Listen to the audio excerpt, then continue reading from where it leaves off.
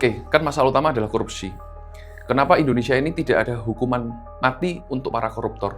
Padahal di negara-negara maju, dari dulu seperti Singapura, China, dan lain-lain, sudah ada hukuman mati. Kenapa di Indonesia belum ada? Karena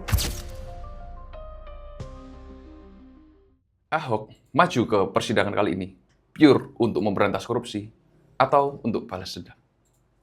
kalau dari berita yang beredar, memang motifnya pure membantu istilahnya ini yang kemarin viral tuh ya, kasus korupsi tata kelola minyak.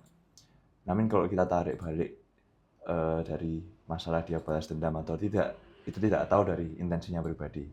Tapi saya rasa kalau menurut keyakinan saya, memang Ahok ini pure ingin memberantas korupsi di Indonesia. Terlepas di Indonesia ini juga Pertamina bisa dibilang merupakan BUMN yang memiliki keuntungan cukup besar ya di bidang minyak, dan itu merupakan salah satu ladang di mana tikus ini bisa banyak makan kenyang nih di sana. Nah, oleh sebab itu Ahok justru ingin membantu, karena dia kemarin buka-bukaan juga ya di beberapa podcast, dia sudah punya beberapa bukti yang cukup banyak dan dia sikap dan dia Dikumpulkan siap-sikat ya selama 5 tahun. 5 tahun. Dia siap nih sikat-sikatin semuanya satu-satu. Oke, saya mau tanya, seberapa penting dan berdampak korupsi ini untuk Indonesia? Untuk ke 2035, Yang dibilang katanya akan menjadi negara maju. untuk 10 tahun ke depan. Tentunya sangat signifikan. Ya kita lihat aja, sampai sekarang aja di Indonesia belum pernah ada nih namanya koruptor untuk hukuman mati. Kalau seberapa dampak, menurutku itu adalah 70% hingga 90% untuk perkembangan Indonesia. Karena korupsi itu banyak stratanya. Ini kita ngomong dari strata yang tertinggi aja. Tertinggi ini korupsi ya, bisa pemerintah, pengadaan minyak, dan lain-lain. Namun kalau sampai bawah, itu akan nurun juga di kaum strata yang masyarakat menengah ke bawah. Korupsi apa?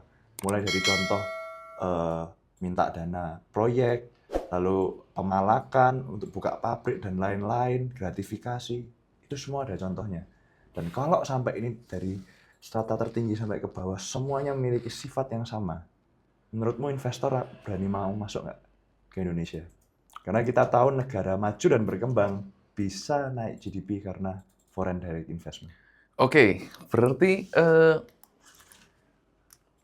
apakah penting menaikkan gaji para pejabat untuk tidak korupsi atau menaikkan gaji para guru honorer? Waduh, ini pertanyaan yang cukup kontroversial ya. Kalau menurutku, untuk sekarang, supaya Indonesia maju, step 1, gelontorin aja dana yang paling banyak untuk pendidikan. Supaya intelektualnya maju. Sebenarnya tapi kalau kita bilang di Indonesia, itu nggak kekurangan orang pintar sih. Tapi memang kekurangan orang jujur aja. Jadi kalau menurutku paling penting juga menggelontorkan dana untuk pendidikan, untuk guru-guru. Ya kita tahu lah di berita gaji guru honorer berapa. Tapi kalau masalah untuk pemerintah atau PNS dinaikkan gajinya supaya tidak korupsi, itu hal yang mustahil menurut saya. Karena seberapa besar gajinya, kamu lihat aja gaji di Rut Pertamina itu. Berapa miliar dalam 1 tahun. Masih aja serakah, masih aja greedy. Karena intinya gajinya mau besar pun kecil, nggak akan pengaruh selama dia nggak punya integritas untuk nggak korupsi. Oke, kan masalah utama adalah korupsi. Kenapa Indonesia ini tidak ada hukuman mati untuk para koruptor? Padahal di negara-negara maju, dari dulu seperti Singapura, China, dan lain-lain, sudah ada hukuman mati. Kenapa di Indonesia belum ada? Karena kita terbatas dengan namanya HAM, hak asasi manusia. Takut itu yang akan dilanggar dan lain-lain. Tapi sebenarnya menurut keyakinan saya, itu hanya hukuman yang dibuat supaya koruptor ini bisa bertindak bebas. Ya kita lihat saja hukuman koruptor semakin hari semakin nggak masuk akal. Hukuman mahal cuma 3 tahun, 5 tahun, dan belum tentu dia di sel. Menurut keyakinan saya, karena kan pernah diliput tuh sama berita Mata Najwa ya. Yang maling ayam aja 7 tahun, 10 tahun. Seperti itu. Oke. Kalau menurutmu, kenapa koruptor tidak pernah ada hukuman mati di Indonesia? Coba komen di bawah.